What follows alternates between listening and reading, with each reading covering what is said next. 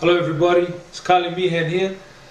I'd just like to talk about boxing. We all think, I suppose everybody agrees with me, boxing's a sport of kings.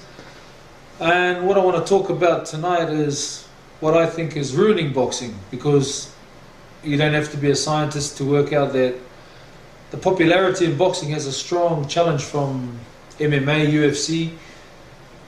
Personally, I don't think as a sport it can compete with boxing, but in the actual what happens in the ring, but it's what happens outside the ring that is giving it such a big head start in my point of view.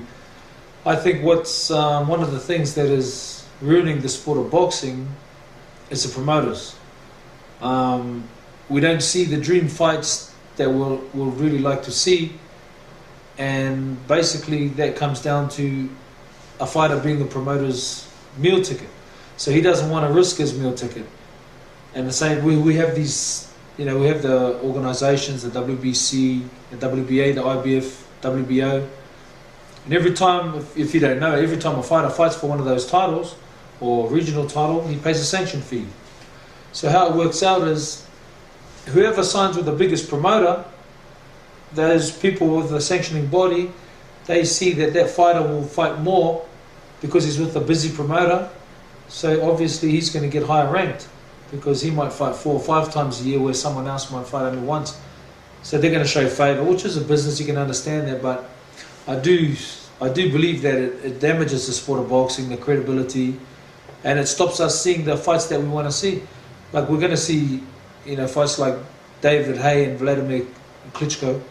Good fight, there's nothing wrong with that fight. It's a beautiful fight. Everyone wants to see it, but they're too few and far between. I look back in the 80s when we had, what they'll call the 4 kings: Duran, Hearns, Hagler, Sugar Ray Leonard. When those guys fought, they all fought each other, and everybody benefited. The promoters, the fighters, the fans, mainly the fans, the paying public. We don't see those sort of fights anymore, and in my opinion, it is the people who are sort of running the sport, these big promoters, that have a lot to answer for.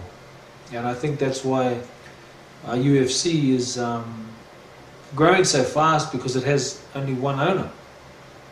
Correct me if I'm wrong, I think Dana White owns the whole thing, and he puts any fights he wants to put on. So the UFC fans are happy, whereas the boxing fans, we're sort of left wanting.